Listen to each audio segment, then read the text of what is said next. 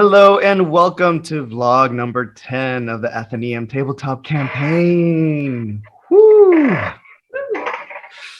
Woo indeed. So much went down. So went much. down. Joe, what are your Joe. thoughts? So, You jailbird. yeah, I'll call out two things right away. I thought there were definitely some. I was kind of curious how it would go with Sam in the clink, because in my thought he would be more reliant on everybody, and I thought everybody did a fantastic job. So thank you for that. I thought that was great, because some of the times when you feel like you have to have the world on your shoulder, and you just let go, and that's when you really see people step up and give you that support. And Sam needed it, so I thought it was huge. And then the second one was, again, I think everybody really laid into the world really well, which was great. So I thought it was fun. I thought it was really fun. I was surprised that Sam wasn't there for the big bad guy showdown.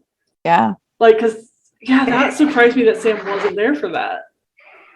I was kind of sort of anticipating, and I was surprised it didn't happen, that Hark was going to have Sam as a backup optional target.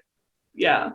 There was a part of me that, especially after the rattlesnake situation, after he got busted, I thought the commissioner might go after Sam because Sam seems closer to it than Haskell.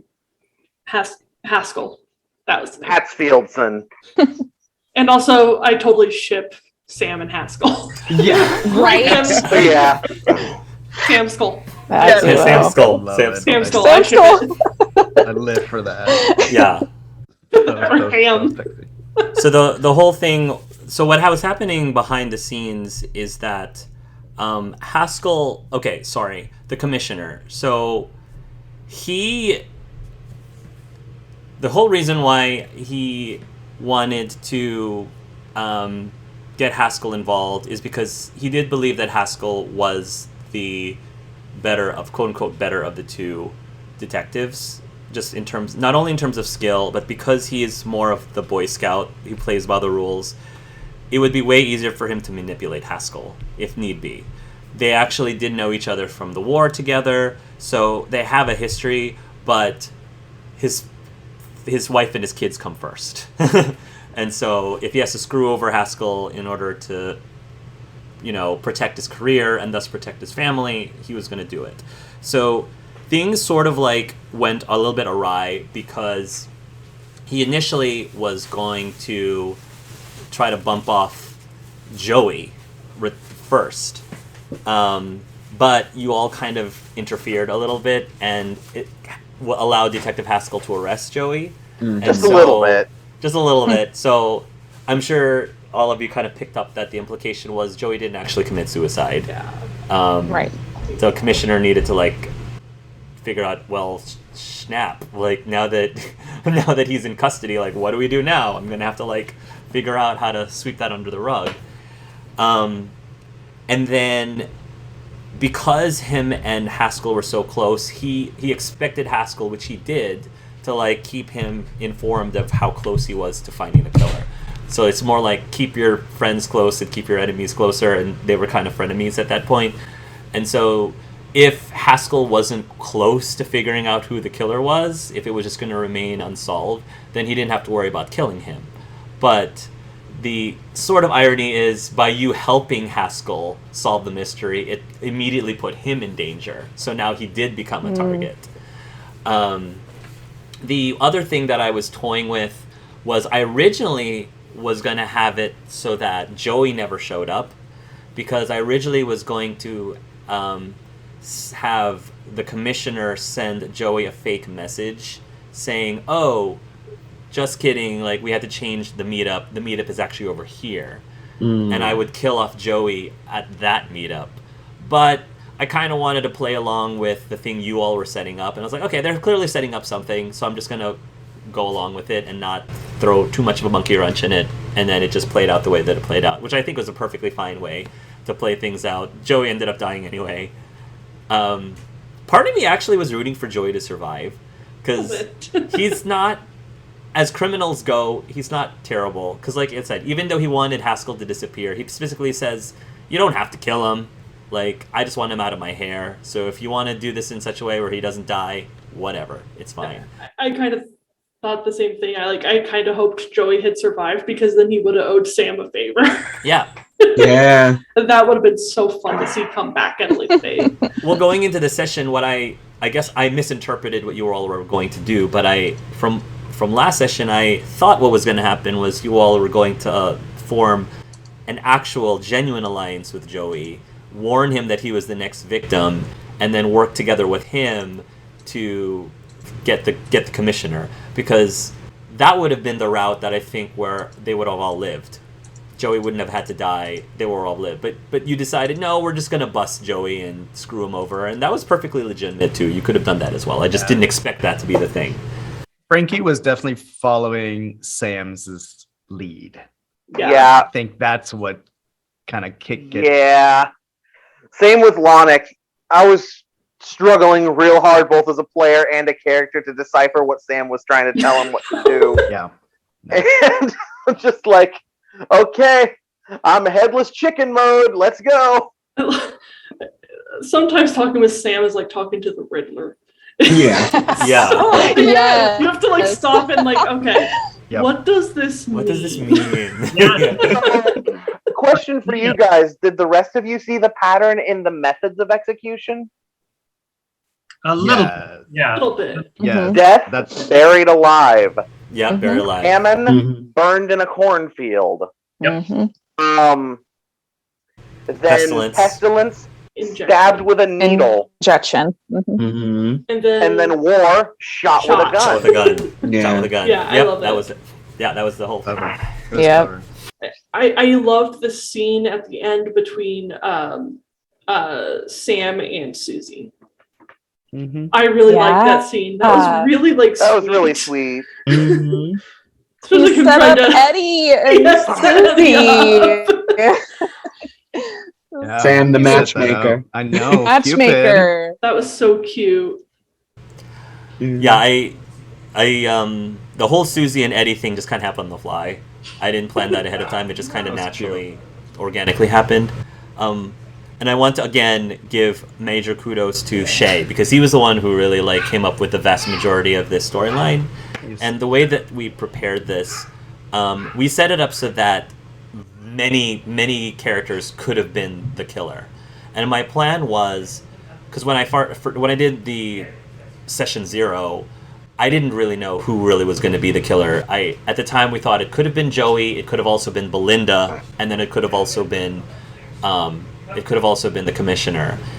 And then my plan was I was just going to follow Sam's lead, and if Sam suspected one of those three, I was going to start leaning towards that person actually being the killer, whoever Sam, because he's the main protagonist of this book. So of course the main protagonist typically figures out who the killer is. So I was just kind of going by Sam's lead. So you're telling me that he could have pulled a BBC Sherlock and just been like, but you see, this is a left-handed gun, and Joey's the only one of the three who was left-handed. He could have done that, and I was going to follow along if he did something like that, as long as I felt it made logical sense. To say, what if Sam was being a real jerk and he was like, I think it's Haskell to try and get ahead in his career.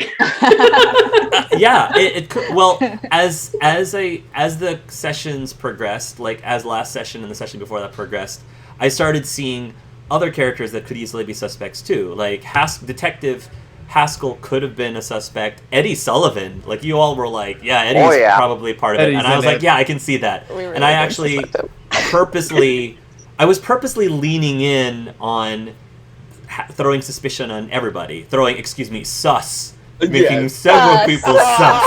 Oh, So I started leaning more towards, well, Eddie's really like adamant about this whole apocalypse killer, and same thing with Haskell. I was trying to make things like suspect Haskell a little bit. And then even Father Ezekiel. Like, Father Ezekiel, too, I like that Adam latched onto him, because I purposely was trying to make him kind of, sort of, a suspect. And then, of course, you had Stanley, who I mentioned a little bit, but maybe because I didn't really mention him a lot, people might suspect, oh, maybe it's Stanley, because we don't really know much about him, and he's just kind of below the radar. So, yeah, so I like that. I loved how I didn't necessarily plan for these people to be suspects, but it just kind of happened, like, organically. And then at the end, what ultimately led the commissioner, like me locking into the commissioner being the killer, is Sam's mantra continues to be the point of, you know, the good guys aren't always the good guys, you know, it's not black and white, there's so many grays. And he believed deep in his heart, like, no, Haskell, like, you can't trust the police. And I'm like, well, if the main protagonist keeps saying that, then it must be true to some degree. So I was like, it's the commissioner then. The commissioner's got to be the killer then. Even after the end of the mystery, I'm still really suspicious of Eddie. Like, he is into something. There's something suspicious about that guy. He really wants his name out there. He does. Right? Yeah. He really does. He's the kind of guy who will accidentally get into the in with the mobsters and then get himself into deep shit and ask Sam to get him out of it. Yeah, it was the connection to the pieces that I think threw me off, because before I had a hunch about the commissioner, but then the whole connection with hush money, I was like, why would you kill? And then I don't know. And then the connection to the 4 horsemen of the apocalypse, I'm like, but he didn't come across as religious, nothing. It was like all the other people that looked so much more suspect. Like, that's one thing I would have loved to ask the commissioner about, is like, why the 4 horsemen? Yeah. Like, what was that, just a shtick did you decide to have fun with, or did you have a reason? He went through a lot of trouble to do that. That's why it seemed like, what? Like, that was a little bit. Like, true crime wise, normally if you're going through that much trouble to leave like calling card at the end of a crime scene, you're either doing it because you want to get caught or because you're trying to implicate somebody else. I thought the implicating somebody else was the key. So who are you setting up? Yeah. I would never do this. Yeah, he was trying to, in his discussions with Haskell, he was trying to lead Haskell to believe that Joey's the one behind the killings, because it's easy for Haskell to believe it's Joey because Haskell's very black and white. He's a mobster, so surely he's the villain. Gotta be the bad guy, yeah. And that Haskell was the final victim. That Joey found out that Haskell's on the case, and Joey's like, and that Joey's like, I have to get rid of this detective because he's too close to my tail. So that was what he was trying to do, is to get Haskell to believe he was the final victim. And then once he gets rid of Joey, case closed, like, put the books away. Haskell is still good with the commissioner. Commissioner's still good with Haskell. He's still got Haskell under his pocket. Blah, blah, blah, blah. And Sam just was never a factor. I don't think the commissioner ever, like, he pretty much underestimated Sam and didn't really think he was going to be that much of a threat to figure out all these cases. But then all of a sudden you all are like ending up at the scenes of the crime just as they happened, magically. Somehow you know to be at the right place at the right time, magically. Googly eyes. Right? And the commissioner's like, what is this Sam Bennett thing? Like, what's his thing? No, but Eddie had so much information. Yeah, Eddie had a lot of info. Holy cow. I was waiting at one point when Sam was telling Haskell about the stuff he knew and like how he got the information. Like, oh, I got a tip. And I was just waiting for him to say an anonymous eyewitness. Yeah. I just had a thought that makes me the tiniest bit sad. Part of, some of what ended up going on with Eddie was very convenient. Yes, I totally agree. And to be perfectly honest, a lot of it was because I needed to get the mystery moving and I needed hints to be dropped so that we didn't spend the entire session today just in Sam's world. So I needed some avenue to drop clues at you, and at that point, Eddie was really the only person that could have given you those clues. So Yeah. Because I was also expecting at some point, Sam or somebody to interrogate the commissioner a little bit, or actually talk to the commissioner a little bit, especially because of his relationship with Belinda and other things. And once you found out that he was involved with, the races and like covering up the fate races being fixed and looking the other way, I expected there would have been a conversation prior to Sam being arrested, but that just didn't happen. Yeah. And I was trying to give clues that, and I was also in that, and also giving more clues in Joey's room if you all were actually able to get into his room and get into his, because you would have gotten a whole lot of stuff from his office, from Joey's office, but never. Well, so Corey interesting. got a whole lot of stuff from his office in the last session. Yeah, a whole lot of stuff. Poor Whole lot. Corey. She just keeps getting So surrounded much. by naked men. Naked men. I'm glad I got a Much break. talk of eggplant. Well, she missed the last one. She missed the last naked one. Thankfully. Yes. Well, barely, just because she couldn't roll high enough on the perception. I know. I was like, thank God I failed that roll. Like, I don't need that trauma in my life Yeah. again. Right, poor girl. I know it was really small, but I really loved that one-off line between Lonick and Sus. Yes. That was it was just, oh, be careful, Star has a bunch of eggplants, apparently. That's keeps what Frankie coming back. told him. He has multiple. Oh, I love it.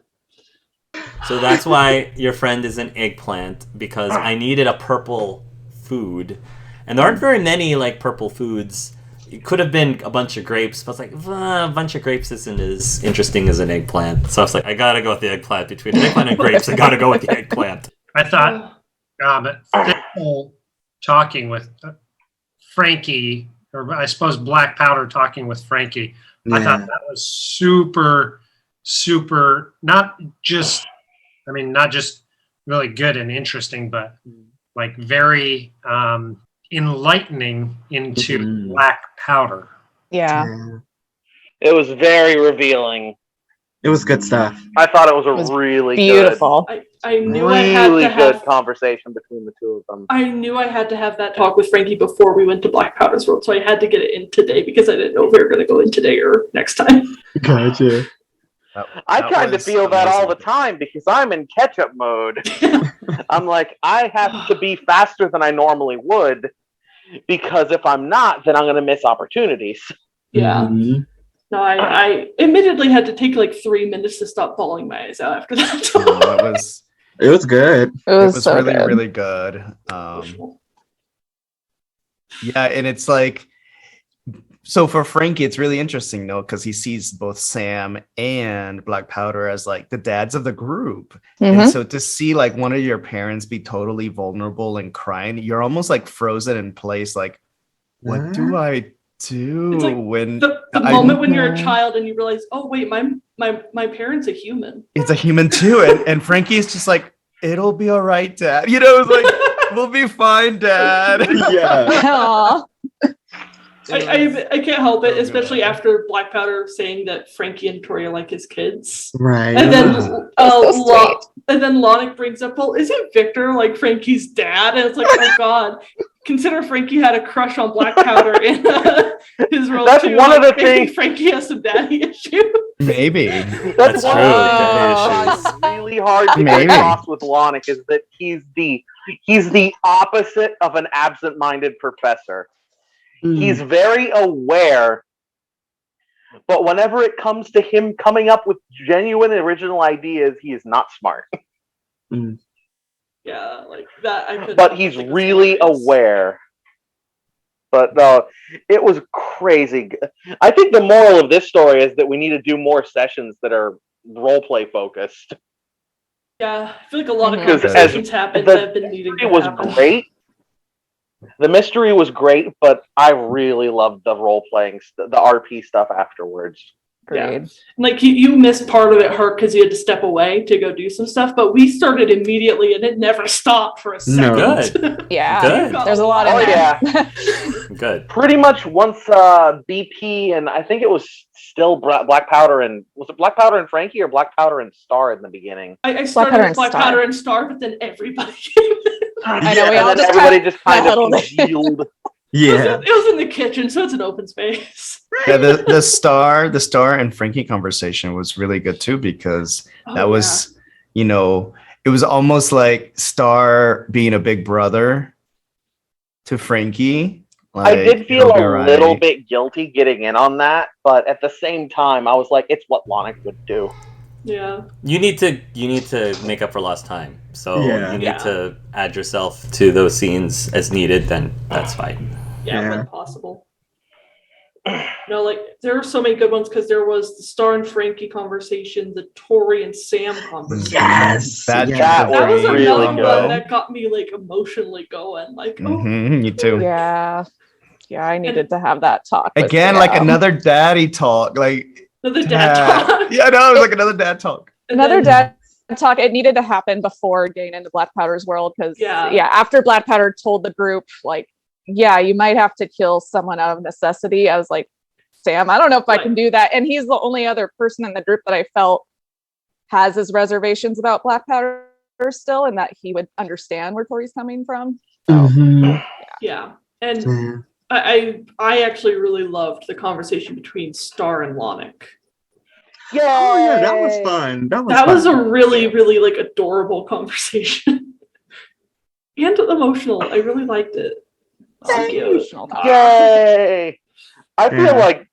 feel like Micah carried that because he kind of had to because Lonic was afraid to talk. I mean, No.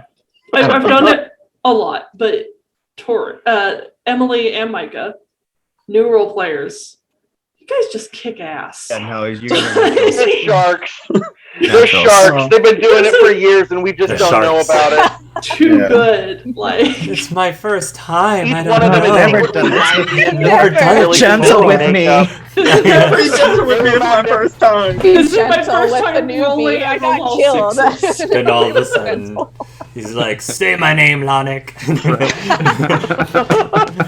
I Or know have I know I stopped saying sus. I didn't say sus just for that scene between Lonic and Star. That's because I wanted it to be a more serious scene. Mhm. But I definitely will use the name sus in the future. Yep. Tori and Sous Vide are. I still love that you guys. I triggered still love their existential rivalry. I love their conflict. rivalry. It's so great. It's such I a do good like rivalry. that Veed was there for it, so they're aware of it. Mhm. They're aware of Yeah, I the wanted thing. him to see it. They know who's really responsible. I feel it's gonna I bite love Tori in the butt. Like, I have to say that I really loved seeing Sapphire on Speed. Oh my Because god. We had seen Sapphire in Tori's Yeah. world, Yeah. and now it's like super man. fast. And I imagine, you know how like in Bayonetta has the little butterflies that come out. I'm Yeah. imagining like just Sapphire just leaving little like pixies in his dust, like. Hark, I had a Yes. question about that actually, about the coffee. How much coffee would Star have had to drink before they got the addiction disadvantage? That's a good question. Part of that was the health roll that I had them roll. Mhm. And yeah, so that was part of it because I had them also roll a will save at some point, and that was also, if they had failed that, then I would be like, yeah, you need coffee and you need coffee now, like you need it, you need the stuff now. So, but they succeeded on the will save, but it would have, had they gotten more coffee, it would have been progressively harder and harder to succeed in the will save. Oh my Good thing goodness. Black Powder and Sam never drank it because we both already have addictions. Right? Oh To my be goodness. fair, it's really good coffee. Poor Eddie is addicted. For sure. He's gonna start going through the shakes. Right? I need to Poor fly to Eddie. Japan. I gotta go to Japan. Oh man. Oh man. Speaking of coffee, I'm very excited to see what you will do with that mug. That Yes. world's best mug, because I feel like you can use that What? to. I feel like there's a lot of entertainment value. I give you a lot of artifacts for this entertainment value. So I would have loved to have seen what you would have done with the love note in Sam's world. Oh. It never was brought up, but if I- it did, I was like, that would have been so No, entertaining. what was we your both idea? brought it up. Considered it. What We was both your brought it idea? up. I just thought of a way to use the mug. Lonic could drink it in Black Powder's world and then make it say "World's Best Human." That would be Oh. hilarious. That's pretty funny. Because you're a human, right? Yeah, that would have been hilarious. That'd be amazing. I am so curious how where people are going to change for Black Powder's world. Like the physical appearance change. I'm so curious. Yeah, I'm curious to see what the guidelines and everything are for that. My mind's already going. I apologize. Some of my rules for my world are pretty harsh. Oh, Our just casino. we'll roll with it. We've been there. We've been there. Right? We'll roll with it. Yeah. We'll roll with the punches. Oh, when you left before the RP started, we were kind of asking each other, did Lonix bookmark appear after we exited Sam's world? Yeah, I think one of us, I can't remember who, mentioned should somebody go and look for the other bookmark. Oh, okay. Yeah, That someone can- mentioned. We can start. Yeah, We can address that in the next session. Okay. Begin the next session. Okay. Yeah, but Oh, I did bring up the attraction note because I wanted Yeah. to try it on the commissioner. Yeah. And have When him attracted to. I don't know. It was Whoever? just we didn't get far into trying to Okay. Yeah. try that, but I was so curious. I was like, now that we know that it's the commissioner, we can Yeah. screw this guy up. could, We could have could. screwed him up. I kind of wish we Yeah. had done it and made him in love with Sam, because that would have been the easiest way to That would handle have been Sam. You want to let hilarious. me out of here? Big I also boy? feel like that That's would be good to do hilarious. without Sam's permission and consent. Well, I'm just saying. We missed an opportunity. There's a very obvious loose end in Sam's world, so maybe you could leverage that more in Sam's world. We need to convince some people of Sam's innocence. Yeah. We just need the name of the judge. You just need to name the judge. Yeah. Tell me more about what you did, Samuel. I mean, Mr. Bennett. Sam can drink from the mug and have it say "World's Best Pope." And everybody would just be like, he wouldn't have done it. Never. I love it. I would be curious if he changed it to World's Best Detective and drank it in front of Haskell. Oh, yeah. To me, that Yeah. I think would be both a burn and hilarious. Yes. Oh, here's a question. Can Tori use it? Yeah, I can manipulate Oh no! She can manipulate the mug. up. I can't No, drink I it. can't. The drink mug, it. because you'd have to drink. Yeah, So you have then- to drink it to change it. World's That's the Best first Spectre. artifact that's locked to that Tori can't use.